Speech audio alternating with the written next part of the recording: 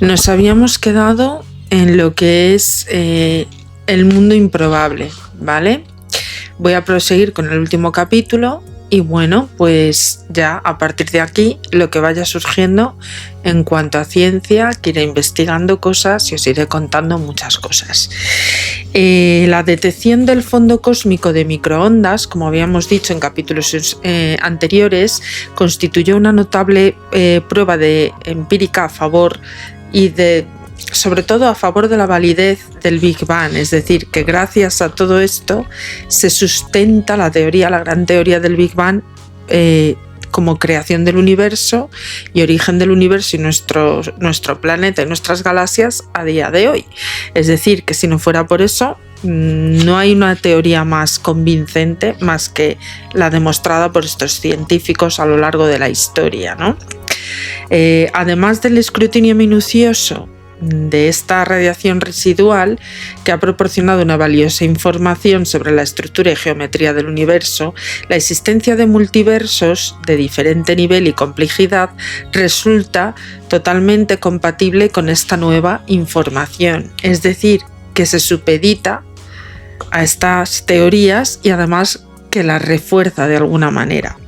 Las ecuaciones de Einstein y los trabajos, entre otros, de Friedman, de Sitter o de Lemaitre, el francés, y las observaciones astronómicas de Hubble habían conducido en la década de los años 30 del siglo pasado a la concepción de un universo que era en teoría finito y que estaba en expansión.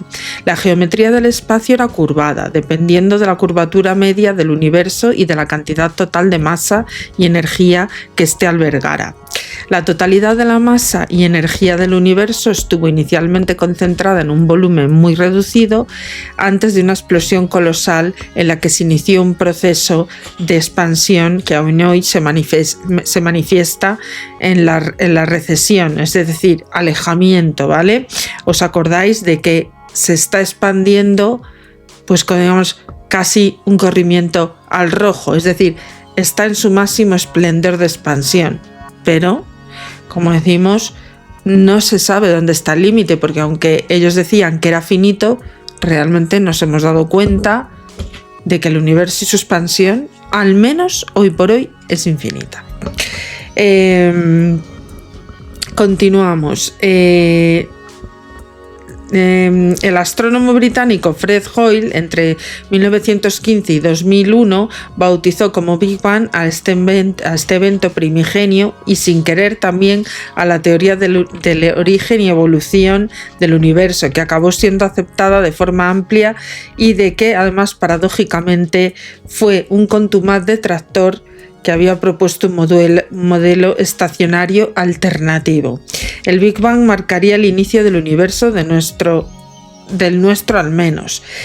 Poner fecha a este evento equivalía, por tanto, fijar la edad de nuestro universo, que hasta entonces no había sido fijada. Si la constante de Hubble fija el ritmo de expansión determinado y adecuadamente implementado en las ecuaciones de Einstein, puede estimarse con relativa precisión, a ver, que me lo pongo así porque es más fácil, con relativa precisión. A ver, un segundito, disculpad, porque es que esto de la logística es un poco complicado. Puede estimarse con relativa precisión la antigüedad del universo. La incertidumbre de esta estimación depende del grado de exactitud y fiabilidad de la determinación de la constante de Hubble, a partir de los desplazamientos espectrales al rojo observados en las galaxias y en nuestro conocimiento de la dinámica de la expansión del universo a través de las ecuaciones de Einstein. La nueva generación de instrumentos astronómicos como telescopios espaciales o lo que llamamos el Hubble o el Planck, en los homónimos, y los satélites, el COBE y el WMAP, han permitido sistemáticas y sofisticadas mediciones que han refinado la primera estimación de dicha antigüedad. Así pues, aproximadamente 15.000 millones de años, calculados al principio, se han pasado al valor actual de 13.800 millones de años, casi unos 2.000 años de diferencia. si nos fijamos, porque son 13.800 millones de años en la que se data la posición exacta del Big Bang. O sea, y la era de la creación de las galaxias, del cosmos como tal, es esa fecha. Y la Tierra, como dijimos, 4.500 millones de años. 4.500 millones de años, que ya es decir, o sea, una pasada. El tamaño del universo está muy ligado en su geometría, y su geometría estará a su vez determinada por las ecuaciones de Einstein. Una curvatura negativa, o sea, una curvatura negativa del plano del cosmos, corresponde al universo abierto y espacialmente infinito. Una curvatura positiva será la indicación de un universo cerrado y finito. Aun siendo positiva la curvatura, cuanto más cerca del cero, mayor, aunque finito, será el volumen del universo. ¿Cómo podemos medir la curvatura media del universo? O si éste se emergió de una expansión a partir del volumen muy reducido, como veremos, una singularidad, ¿cuál es el tamaño global del universo después de 13.800 millones de años en expansión desde el Big Bang? Puede que ese tamaño superar mucho más los 13.800 millones de años luz, lógicamente, porque se ha continuado expandiendo, o sea, por eso digo yo que puede que sea hasta infinito, o sea, seguramente. La respuesta a esas preguntas más relevantes, además, para el tema que nos ocupa, nos va a requerir profundizar en el modelo estándar cosmológico, un modelo que se inició en los años 40 y que en lo esencial fue completado por el trabajo de Alan Guth en los años 80 y por el descubrimiento de la energía oscura de los fines de los 90. Y vamos a ello. El eco de la creación. Los astrónomos y cosmólogos en las décadas de los 30 y los 40 aún debatían sobre la cuestión dinámica de la expansión. Ya si era expansiva o estacionaria del universo. La ley de Hubble suponía una incuestionable constatación de que la recesión de las galaxias y la dilatación del espacio a grandes distancias intergalácticas, pues eso, a escalas intergalácticas a cambio o dentro de agrupaciones locales de galaxias, la atracción gravitatoria dominaba sobre la dilatación del espacio y no se observaba la expansión. Sin embargo, después de la Segunda Guerra Mundial, el reputado astrónomo Fred Hoyle propuso un modelo que, en el fruto de la violación indetectable de la conservación de la masa y la energía, nuevas galaxias surgirían de la nada para reemplazar las que ya se alejaban y además manteniendo un universo de forma homogénea y estacionario en una escala de tiempo suficientemente grande. Por otra parte, el modelo de universo oscilante era, de algún modo, un intento de salvar la naturaleza estacionaria del universo, en una escala de tiempo aún mayor, la necesaria para que un nuevo Big Bang, tras un Big Crunch, como lo llamaron, o implosión, reprodujera un universo con la misma estructura. La principal motivación que empujó a brillantes científicos a buscar las alternativas, en ciertos casos bastante exóticas, al modelo del Big Bang residía principalmente en el rechazo que despertaba el concepto del origen del universo, no demasiado ajeno a la creación y, en opinión de muchos, dotado de connotaciones religiosas. Como hemos dicho, siempre la religión ha estado muy presente de alguna manera, incluso en los principios científicos y empíricos. O sea, quiere decirse que la religión, al igual que la filosofía, la metafísica y todo aquello que no podemos explicar porque no tenemos los instrumentos adecuados o los conocimientos adecuados, ha estado súper implícito en esta forma de pensar, ¿vale? Por su parte, Lemaitre argumentó ciertamente que el Big Bang no era un evento primigenio y que desencadenaba una expansión del universo en el espacio y en el tiempo. El Big Bang generaba al propio tiempo el espacio a partir de lo que él denominó huevo primigenio. La repugnancia intelectual hacia el concepto del origen del universo se debía al cuestionamiento paradójico sobre un antes de ese origen. O sea, ¿qué fue antes, el huevo o la gallina? Siempre estaban dándole vueltas a lo mismo. Y hoy por hoy, si nos damos cuenta, casi prácticamente estamos en esa misma situación. ¿Qué fue antes, el huevo o la gallina? Trabajos posteriores como los de Roger Penrose, uno de los grandes de la física cuántica, Stephen Hawking, por supuesto, no nos podemos olvidar de él, entre otros muchos, han abundado en la idea del origen del tiempo a partir de la singularidad que se produjo cuando toda la masa y la energía del universo se concentraban en un único punto. La singularidad de la misma naturaleza, lo voy a poner aquí, que cuidado un segundito, se debe a que generar un agujero negro en estas circunstancias, en este último caso, a menor escala, podría reproducir las condiciones de densidad de temperatura que debían darse unos instantes posteriores al Big Bang. Acordaros que decíamos en los capítulos anteriores que hemos ido viendo, siempre digo, por favor, revisarlos porque hay muchas cosas de las que hablo aquí y de las que son importantes y hacen precisamente referencia a eso. Que decíamos que el Big Bang dio origen en muy poquitos, en escasos miles, millonésimas de segundos, a toda una explosión, que eso fue lo que permitió la expansión de todo, pero que en realidad fue nada y de ese nada se generó todo. O sea, es que es increíble. O sea, el espacio-tiempo todo estaba comprimido en una sola mota de átomo o lo que fuera, y eso explotó, y eso es lo que se ha ido expandiendo a nuestro día de hoy, ¿vale? No obstante, en un sistema bajo estas condiciones, los efectos cuánticos de la gravedad tienen que ser relevantes y su descripción por medio de las ecuaciones de Einstein era insuficiente. En consecuencia, el marco teórico del que se dispone aún hoy para proyectar hacia atrás en el tiempo la evolución del universo hasta el Big Bang no es del todo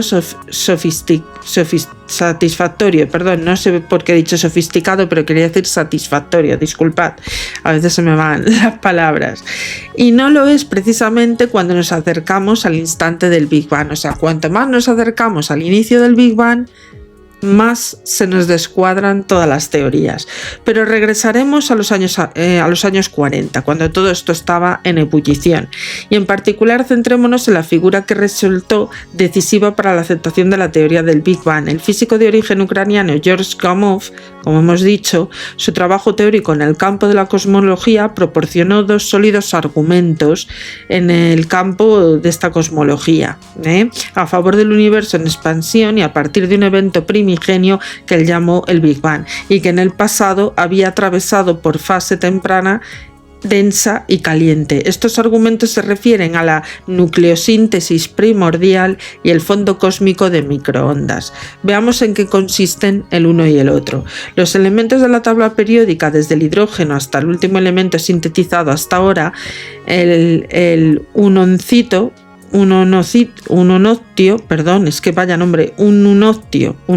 se llama así, están compuestos por protones y neutrones que concentran en el núcleo identificado por Ernest Rutherford entre 1871 y 1937 y por electrones que ocupan los orbitales cuánticos señalados en el primer capítulo. Lo que se distingue a un elemento entre los demás es la cantidad de protones cargados con positividad, que encierra su núcleo, cuya carga eléctrica está comprendida por un número equivalente de electrones. Es decir, los electrones que rodean a ese núcleo con protones positivos tienen la misma carga en cuanto a electrones, ¿vale? Por lo que quiere decirse que la carga eléctrica está compensada por un número equivalente de electrones, haciendo del átomo no ionizado una entidad eléctricamente neutra. Es decir, cuando están compensados, la carga es neutra, ¿vale? Cada elemento puede contar además con diferentes variantes del núcleo, llamados isótopos, ¿vale?, que se diferencian por el número de los neutrones de Gamow. Y esto lo razonó como sigue. Muy poco después del Big Bang, algunos minutos del universo debía ser una bola caliente de protones, neutrones y electrones. Recordemos que la temperatura del sistema es una medida promedio relacionada con la energía cinética de sus componentes. Por tanto, caliente significa que los protones, neutrones y electrones soportan mucha energía.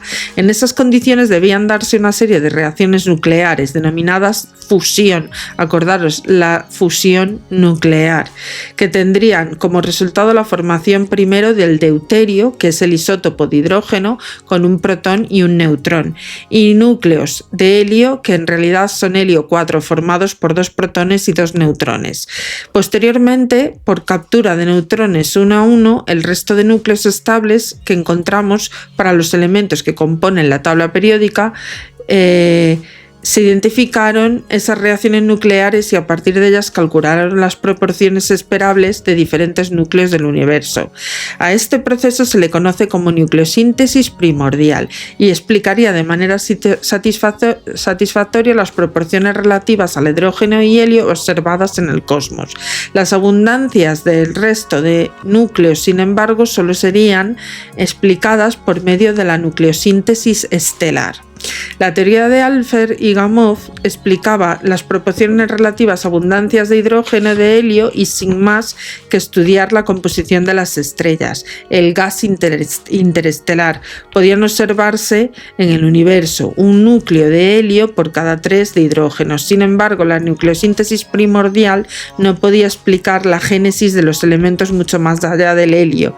Fue Fred Hoyle, uno de sus equipos colaboradores, el que acabó completando este rompecabezas junto con Stanley Eddington en 1944, que había propuesto anteriormente el corazón de las estrellas como el medio con las condiciones adecuadas para que la nucleosíntesis tuviera lugar. A finales de los años 50, Hoyle, Geoffrey y Margaret Burbidge y William Fowler desarrollaron esta idea, identificaron las reacciones nucleares requeridas y analizaron minuciosos cálculos que arrojaron abundancias de elementos más allá del helio claramente compatibles con medidas del universo. La nucleosíntesis estelar era pues la esencia del proceso responsable de la creación de los elementos más allá del helio y completamente el trabajo hecho por la nucleosíntesis primordial, ¿vale?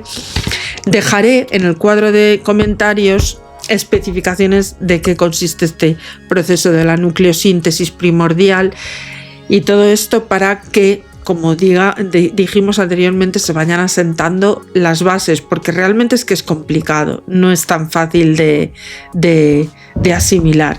El Big Bang, pocos minutos después del principio, proporcionaría el caldero cósmico primordial, entre comillas, para los elementos químicos más ligeros. El resto se cocinaría posteriormente en el corazón de las estrellas. Acordaros que decíamos que las estrellas tenían una gran fuente de energía termonuclear y eso es por lo que brillan, etcétera, etcétera, lo que producen las supernovas y todo. Eso es algo que hay que contar con ello y que efectivamente influye de alguna manera o de otra en nuestra configuración del universo. Gamow no se quedó en la nucleosíntesis ocurrida pocos minutos después. Él y sus colaboradores, como Ralph Alpher y Robert Herman, continuaron con su relato de la evolución del universo desde el Big Bang. Pensaron que mientras la bola muy caliente era el universo, estuvo compuesta de núcleos cargados de electrones libres. Un rayo de luz tenía que ser dispersado con rapidez por algún electrón. Los fotones viajarían, por tanto, a distancias muy cortas y el universo sería fundamentalmente opaco. Los núcleos, sobre todo los de hidrógeno y helio, formarían átomos al ligar electrones, pero por encima de cierta temperatura crítica, la agitación térmica generaría colisiones que romperían de inmediato los mismos átomos. Acordaros, el colisionador de positrones, manteniendo un universo compuesto por una sopa de partículas cargadas eléctricamente. Sin embargo, el universo continuaría su expansión y, consecuentemente, su enfriamiento. Del mismo modo que un gas se enfría al expandirse sin aporte externo de calor, hasta bajar de dicha temperatura crítica, que puede estimarse entre unos 3000 grados Kelvin al cero absoluto, correspondiendo a unos menos 273 grados centígrados en el sistema métrico estándar europeo, ¿vale? La temperatura más baja que permite las leyes de la física. Hoy se estima que en aquel momento, unos 380.000 años después del Big Bang, los electrones se ligaron de manera estable a los núcleos, formando átomos eléctricamente neutros y el universo se tornó transparente. Los fotones, al ser dispersados de una manera muchísimo más ineficiente, podían continuar su viaje indefinidamente en todas direcciones por igual, a través del universo que se expandía y se enfriaba, y eso podía permitir seguir viajando incluso hasta hoy, siendo potencialmente detectables desde cualquier punto del universo y también, por supuesto, desde la Tierra. Gamow demostró en 1948 que durante la fase opaca posterior del Big Bang, en la de los fotones eran continuamente dispersados por electrones. La radiación alcanzada, el equilibrio térmico con la materia, debía estar caracterizada por la distribución espectral propia de un cuerpo negro. Acordaros, la materia oscura o el agujero negro.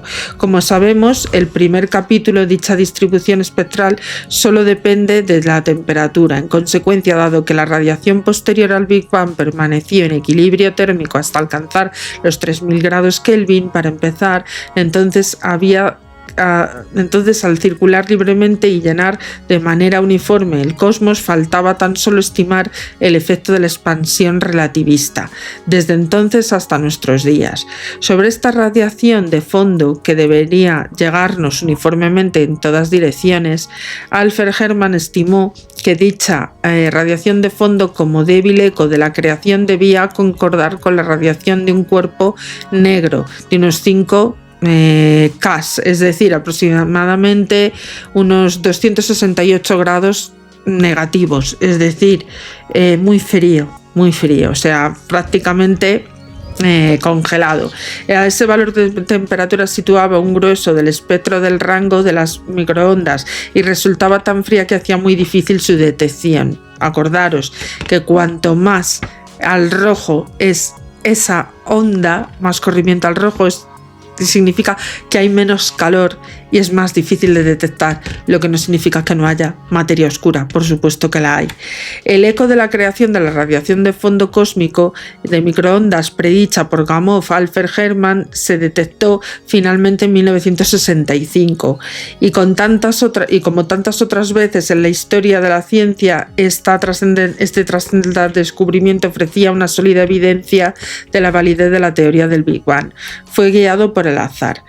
Arno Penzias y Robert Wilson trabajaban con un radiotelescopio de 70 metros de diámetro en el laboratorio Bell en Holden, Nueva Jersey, cuando encontraron lo que creyeron unas indeseadas interferencias al apuntar con su radiotelescopio a los cielos en busca de señales de radio. Procedieron a limpiar con sumo cuidado la superficie del radiotelescopio en particular, y con la convicción de que el origen de las interferencias era de algún depósito de suciedad o algo así en el ambiente. Al volver a medir, la presunta interferencia era más intensa, llegaba uniformemente desde todo el cielo y lo hacía en el rango de las microondas. En particular, el espectro era compatible con el cuerpo negro de 2,7 K, o sea, a unos 270 grados negativos centígrados. Sin saberlo, Penzias y Wilson habían sintonizado el eco del Big Bang. Ambos recibieron el Premio Nobel de Física en 1978 por este descubrimiento. El problema del horizonte y de la inflación. ¿Os acordáis la teoría inflacionista y el horizonte? Esto lo vimos muy al principio en el sistema solar.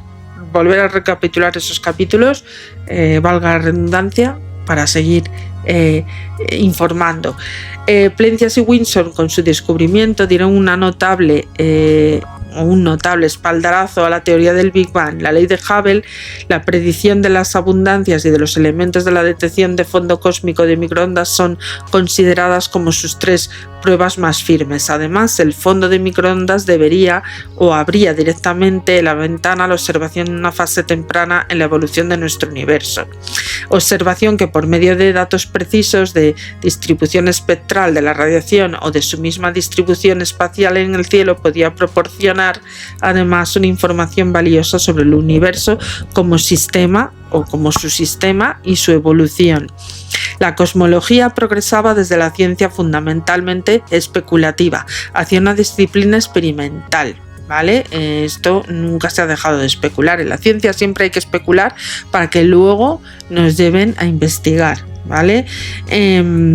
Así empezaron a diseñarse instrumentos de proyección y observaciones y experimentos a partir de la década de los 90, abriendo una nueva era de cosmología moderna y de gran precisión. Sin embargo, la detección de fondo cósmico de microondas dejaba también pendientes respuestas a algunas preguntas, siempre siendo la principal de ellas la asociada con el problema del horizonte, que puede escribirse como sigue.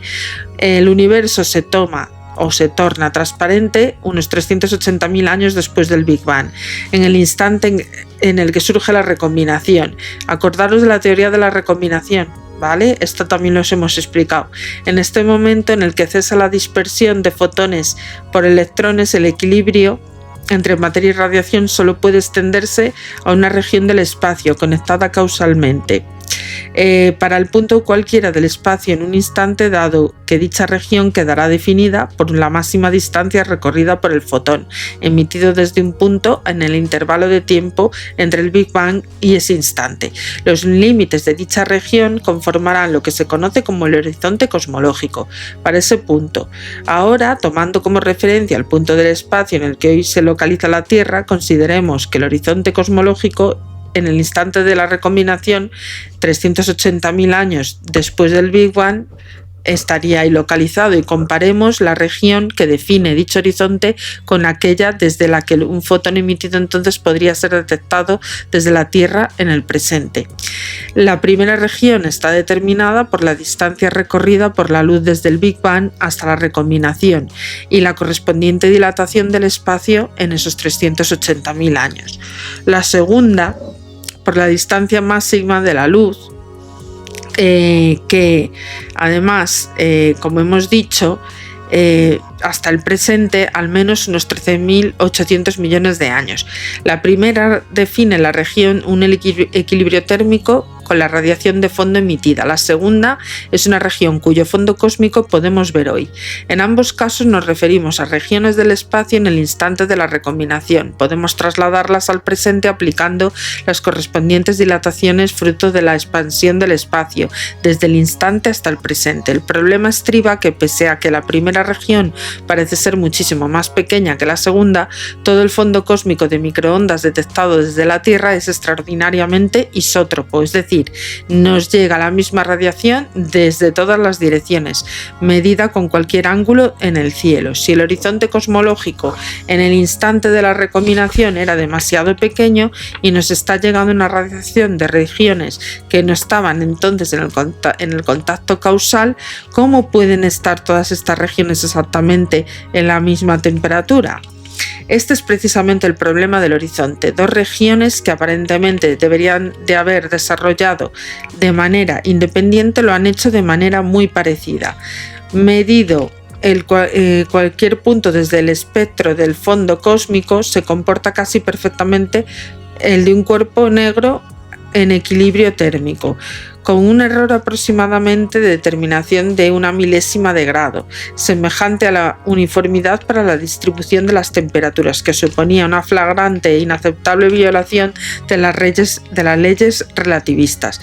La solución a este misterio cósmico llegó a mano de Alan Guth en la década de los 80. Guth identificó el mecanismo basado en las leyes fundamentales que los físicos de partículas elementales estaban relevando, que justificaría la expansión exponencialmente acelerada del universo. El tipo sugerido por el señor Guth es una de sus fases más tempranas. Más adelante describiremos este mecanismo, pero cualquiera que sea, si es el espacio se dilata durante un suficiente tiempo a un ritmo lo bastante alto, el problema del horizonte quedaría resuelto. Basta con que los primeros 380.000 años tras el Big Bang, la expansión exponencialmente acelerada del universo dilate el horizonte cosmológicamente hasta hacerlo mayor que la región de visibilidad, cuyo radio del orden de decenas de miles de millones de años luz en relación a la relatividad especial no impide que el tamaño del universo crezca con el tiempo de velocidades superiores al de la luz. Es el espacio el que dilata sin propagación de la información, ¿vale? El espacio se dilata, pero la información no. El proceso de expansión acelerada se conoce como la inflación, la teoría inflacionista. También hemos hablado de ella, recordarlo en capítulos anteriores. Good propuso que nuestro universo debió sufrirlo muy poco después de su nacimiento. Unos 10 a la menos 37 segundos después, en negativo. La inflación debió finalizar tan solo a los 10 menos 32 segundos después del Big Bang, pero en ese irrisoriamente pequeño intervalo de tiempo el universo debió inflarse al menos 10.000 millones de veces. Si Good tenía razón, el universo podía ser abrumadoramente más grande que el universo visible. O sea, increíble, o sea, esto es que es alucinante. El tamaño del universo y los mundos probables sería el siguiente último de los capítulos. La inflación cósmica resolvía una de la segunda cuestión que podríamos definir como el problema de la curvatura. La curvatura del universo hoy es próxima a cero. Al parecer, la geometría de nuestro universo es plana. Las desviaciones debidas a una posición o a una posible geometría curvada, si las hay, son inapreciables de manera directa. La curvatura de la determinada por la relación entre la densidad media y la masa y la energía encerradas globalmente en nuestro universo y su tasa de expansión. Así, la curvatura es cero. Cuando la densidad alcanza cierto valor crítico de equilibrio, exactamente la tasa de expansión. Sin embargo, tanto en densidad como la tasa de expansión varían con el tiempo, debido a la dinámica evolutiva del universo, ¿vale? Que dicta por las ecuaciones de Einstein, está marcada por estas ecuaciones. Por lo tanto, si aún hoy, después de 13.800.000 años de expansión, el valor de la densidad es cercano al valor crítico, ha de concluirse que el valor inicial debió ajustarse con una singular precisión al valor crítico. Por ejemplo, si el valor actual de la densidad presente fuera la décima parte del valor crítico, en un segundo después del Big Bang debería haber sido igual al crítico con una precisión de una parte de unos 10.000 millones. Si el mencionado ajuste fino inicial de la densidad a la expansión del universo habría sido más rápido o por el contrario se habría frenado, de haber sido más rápida el universo hoy podría ser abierto y mucho más frío, con la curvatura negativa. De haber sido frenado y el universo estaría cerrado y mucho más caliente, con curvatura positiva. E incluso es probable que se hubiera iniciado el proceso hacia una implosión. El universo es un fenómeno de signo contrario al Big Bang y algunos cosmólogos le han llamado Big Crunch por esto, porque es totalmente distinto a lo que se veía en las teorías. Pero ¿cómo se explica un ajuste tan fino delicado? La respuesta de Wood es simple: la inflación hiperacelerada aplanó el universo en sus primeros instantes de evolución, llevando a la curvatura a un valor casi nulo y en consecuencia dándole una densidad, un valor finalmente ajustado a su valor crítico. La pregunta que procede ahora es: ¿cuánto duró la inflación y cómo de plano llegó a ser el universo? O lo que es lo mismo, ¿cuán grande es el universo hoy? Cuidado, que cuando decimos el universo es plano, no estamos diciendo la Tierra es plana, ¿vale? Que esa expansión es tan grande que es como si estuviera plano, porque no podemos ver la curvatura. Eso es básicamente lo que quiere decir, lo que no significa que no haya curvatura, porque de hecho Einstein demostró que existía esa curvatura. O si lo ha demostrado Einstein, ya os digo yo que no se equivocaba. Sigamos. Vale, la respuesta a estas preguntas puede emerger una vez más del análisis preciso y detallado de fondo. El fondo cósmico de microondas, como demostró Edward Harrison, Philip James Edwin Peebles y Jacob Zeldovich entre 1970 y el 72. El universo primordial antes de la recombinación no habría podido ser completamente homogéneo, A una escala lo bastante pequeña como para que los efectos cuánticos se manifestasen, debieron existir homogeneidades que han tenido lugar de algún modo y dejar huella en el fondo cósmico. Estas fluctuaciones de origen cuántico debieron trasladarse al fondo de la forma de sutiles anisotropías, pequeñísimas variaciones de la distribución de temperatura en el cielo, de un orden de entre 10.000 o 100.000. Un estudio detallado de la radiación de fondo por medio del satélite COBE que es el explorador de fondo cósmico de la NASA, confirmó la existencia de unos anisotropías en 1992. Posteriormente, otros experimentos con mayor capacidad, como la resolución espacial de mayor sensibilidad, como el Boomerang, siglas del globo de radiación extragaláctica, milimétrica y geofísica, o las siglas de la sonda Wilkinson para anisotropías de microondas, han analizado minuciosamente todas estas estructuras de anisotropías. Dicha estructura depende también los detalles de la teoría del Big Bang que se incorpora. Además, la evolución del universo, su descripción fenomenológica, era de las primordiales por medio de la física de partículas a la física nuclear, que hoy se conoce a esta síntesis como el modelo estándar cosmológico. Así que la comparación de las predicciones teóricas con las medidas de la anisotropía de fondo cósmico podemos deducir el valor de algunos parámetros fundamentales del modelo, en particular la densidad de masa, la energía y la curvatura del universo. Los datos obtenidos por todos los experimentos recientes enfocados al escrutinio de las anisotropías de fondo cósmico apuntan a la dirección de un universo prácticamente plano y casi infinito. De hecho, se tiene en cuenta las incertidumbres de las medidas experimentales. Los resultados son compatibles con una curvatura nula en la densidad exactamente igual que a la crítica. Así pues, tras la revisión relativista, la adecuación de más recientes y precisas observaciones astronómicas y la aplicación de leyes fundamentales de la materia y sus interacciones de cosmología moderna siguen presentando un universo con una edad finita, pero espacialmente infinito o casi. Un universo con un número infinito de burbujas de Hubble. Véase en lo que hemos dicho, los diagramas de Hubble, que lo llamaban los multiversos, ¿no? El tercer capítulo, tras introducir el universo newtoniano homogéneo infinito y considerando también allí la necesidad de una edad finita para evitar la paradoja de Olbers, discutimos la existencia de una infinidad de mundos desconectados casualmente que por necesidad deberían repetir historias. Ahora sabemos que unos 380.000 años después del Big Bang, después de la recombinación del universo, estaba compuesto esencialmente por átomos de hidrógeno y helio, y algo de litio también, y su distribución era uniforme, tal como se deduce del fondo cósmico de microondas y de su distribución y las anisotropías. A gran escala, la descripción de las galaxias que observamos hoy también es uniforme.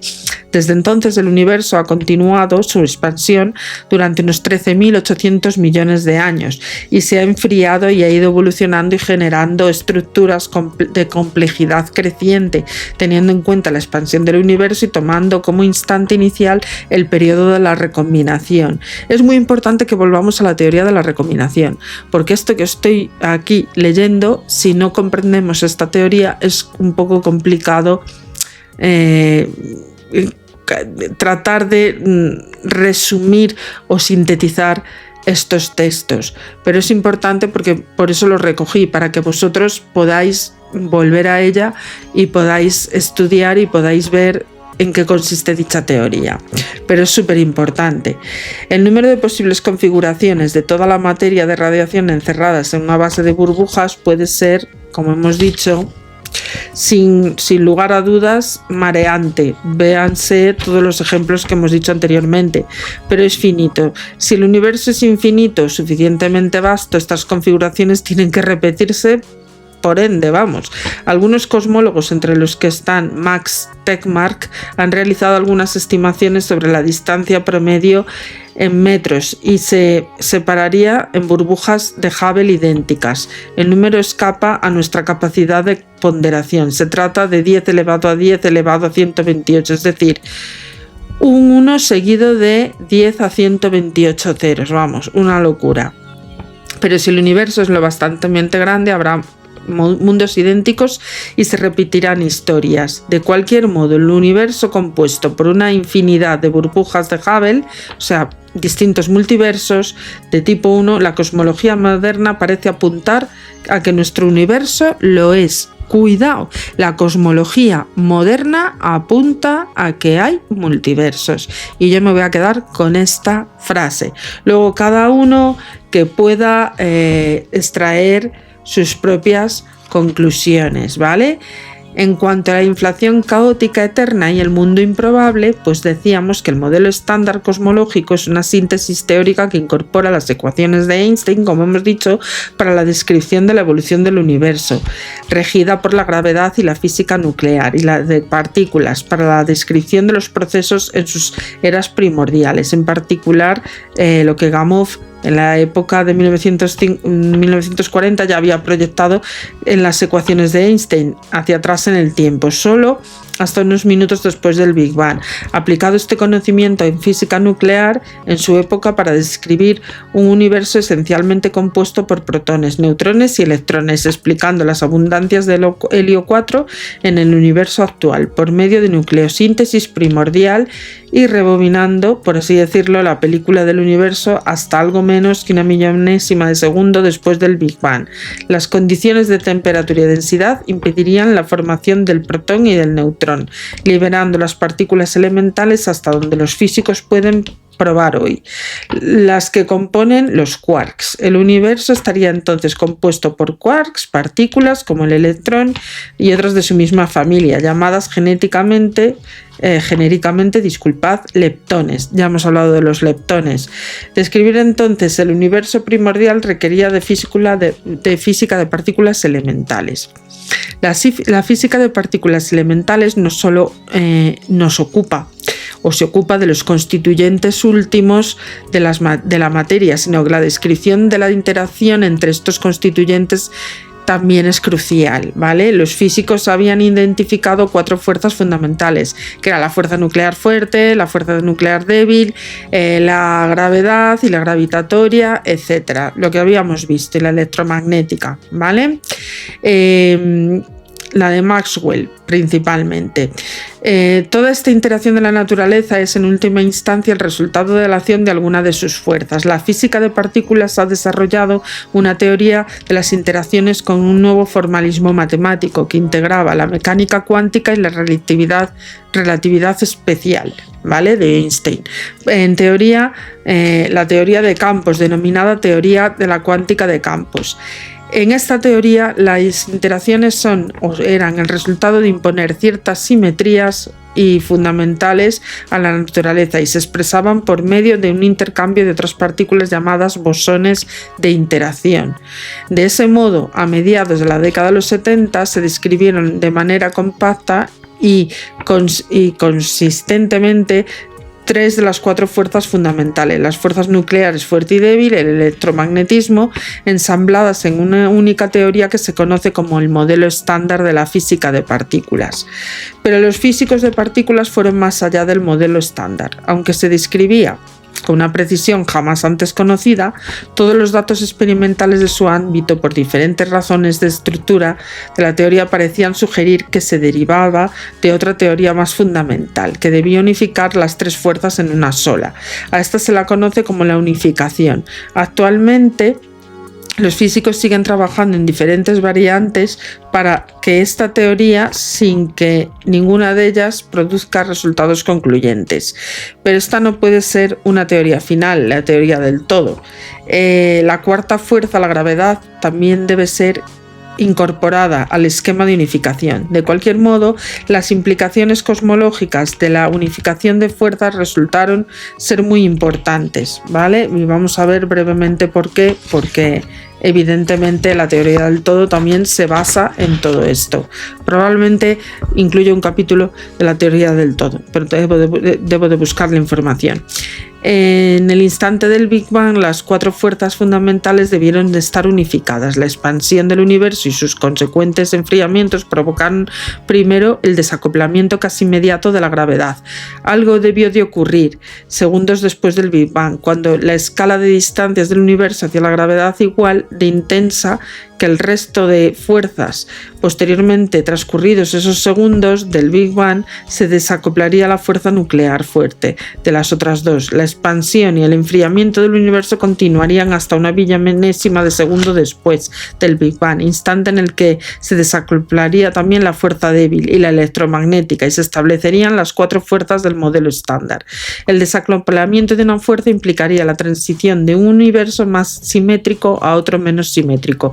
Cuando dos fuerzas se unifican en una sola, esta última está asociada a una simetría mayor que engloba las simetrías asociadas a cada una de las fuerzas unificadas. A la inversa, el desacoplamiento se debe a una ruptura de la simetría mayor, proceso que ocurriría en el universo como resultado de su expansión y enfriamiento, de algún modo que los físicos de partículas pueden describir con sus ecuaciones el estado de la mínima energía y preferiblemente, por tanto, del universo más simétrico cuando éste está caliente y es menos simétrico cuando se enfría. Así pues, el desacoplamiento de una de las fuerzas es un proceso de transición cuántica entre dos estados. Alan Guth estudió este desacoplamiento de la fuerza nuclear frente a otros dos primeros instantes del universo e hizo dos importantes observaciones. La primera fue que el universo en el estado simétrico con las tres fuerzas unificadas se comportaría como el de Sitter había dicho que lo que haría el universo denominado por la constante cosmológica, es decir, que se expandiría exponencialmente rápido. Y la segunda fue que la ruptura de la simetría generaría burbujas del universo menos simétrico en el seno del universo más simétrico. La expansión acelerada del espacio lo detendría dentro de la burbuja. Y Guth sugirió que el universo en el estado simétrico desencadenaría la fase inflacionaria y que las burbujas generadas por la ruptura de simetría acabarían fusionándose, llenándose el espacio y poniéndolas a fin de la inflación. Sin embargo, el mecanismo propuesto por Guth no era del todo satisfactorio. En particular, el crecimiento y la fusión de las burbujas no parecía poder cumplir su cometido de llenar todo el espacio. Andrei Linde en 1982 propuso el mecanismo alternativo cuyos detalles son complejos. Se basan en la postulación de una nueva partícula llamada inflatón, cuya principal consecuencia es que puntos aleatorios del espacio-tiempo del universo simétrico se produce una ruptura de simetría y se crea una burbuja. Cada una de estas burbujas es la semilla de un universo nuevo. El proceso es aleatorio, caótico y eterno, es decir, están produciéndose universos embrionarios continuamente y sin ninguna regularidad. También se ha sugerido que la inflación podría iniciar un nuevo Big Bang en algún punto aleatorio del universo previo o que incluso una expansión hiperacelerada podría fragmentar este universo previo, generando nuevos universos a través de la contracción gravitatoria de algunos fragmentos y posteriores al Big Bang. En mayor parte de los universos que nacieran, la inflación producida no bastaría para aplanarlos lo suficiente y generar una densidad ajustada a su valor crítico. En esos casos puede que el universo se expandiese muy deprisa. Se enfrenta igual de rápido al iniciar una contracción gravitatoria. Esos universos serían muy diferentes al nuestro. Sin embargo, los procesos de ruptura y simetría y los nacimientos de los nuevos universos continúan aleatoriamente y por último con una frecuencia dictada por las leyes de la probabilidad, que aparecerían algunos en los que ya la inflación se habría durado más de lo necesario para crear un nuevo universo o uno similar, cuando uno de ellos sería un multiverso del tipo 1 como los que acabamos de describir. El conjunto de todos los nuevos universos producidos por la ruptura de simetría o en algún punto aleatorio del universo simétrico a partir del Big Bang es un universo previo que constituirá un multiverso del tipo 2. El multiverso de tipo 2 y la aplicación del principio antrópico resuelven la paradoja del delicado ajuste de ciertas constantes fundamentales a ciertos valores críticos. La densidad es solo un ejemplo. Pensemos, por ejemplo, que la intensidad de las interacciones, si la fuerza nuclear fuerte fuese ligeramente más o menos intensa, las estrellas serían inestables, el deuterio lo sería, hasta el punto de que no habría habido nucleosíntesis estelar, y sin ella tampoco surgiría la vida. Parecidas consecuencias tendrían pequeñas variaciones en la intensidad de fuerza electromagnética. Podríamos seguir, sin embargo, cada burbuja del multiverso, con su particular ruptura de simetría, las constantes fundamentales adquieren diferentes valores. Los valores críticos son muy improbables, pero cuando se dan, hacen posible un universo como el nuestro en el que la vida inteligente puede florecer. Solo entonces, de alguna inteligencia puede interrogarse sobre la improbabilidad de estos valores. Resultar agraciado en una lotería es siempre un suceso improbable, pero solo es improbable ganador o solo improbable ganador si interrogas sobre la buena suerte. Vivimos en un mundo improbable, de lo contrario no viviríamos en él. Esta frase es buenísima. Los multiversos. Acabamos de completar un breve recorrido por la visión que los físicos con sus ecuaciones y sus teorías nos ofrecen en nuestro universo. El mundo microscópico regido por las leyes cuánticas y el mundo de gran escala gobernado por la gravedad, cuya historia primordial nos relata la cosmología moderna. Hemos aprendido a rebobinar en la historia y aproximarnos al origen que conduce a la confluencia con el mundo cuántico y microscópico. La física nuclear y la física de partículas nos han ayudado a detallar este relato que aún es incompleto. Las teorías de gran unificación y sobre todo la teoría del todo, que unificaría las 4 fuerzas, son la asignatura pendiente, pero resultan necesarias para entender ese primer instante, para que nuestras ecuaciones nos permitan describir la concentración infinita de la masa y energía que en el instante cero lo iniciaron todo. Ese universo, con las 4 fuerzas unificadas en las que describen las teorías de branas o cuerdas, en él el espacio pudo tener 9 dimensiones espaciales, aunque solo 3 participaron de la expansión que originó el Big Bang. O puede también que toda la materia se concentre únicamente en el espacio tridimensional en el que vivimos. En un espacio de dimensión superior, el espacio tridimensional es una hipersuperficie, que también es posible que otras hipersuperficies existan, ¿vale? Distintas a la nuestra, que contengan universos paralelos, siendo el espacio de dimensión superior precisamente el tejido del multiverso tipo 2, en el que se gestan de manera eterna y caótica nuevos multiversos del tipo 1. La visión de los físicos es aún incompleta, no obstante, sus ecuaciones, sus formalismos apuntan hacia la existencia probable de estos multiversos.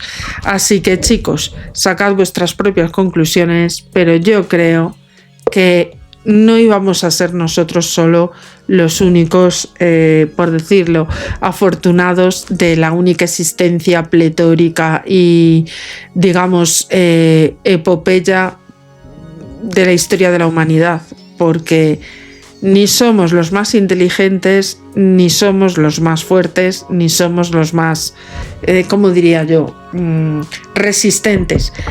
Por supuesto que hay que dar por hecho que hay otras posibilidades, y aquí dejo la pregunta abierta para que podáis sugerir líneas de investigación que podemos ir cotejando entre todos.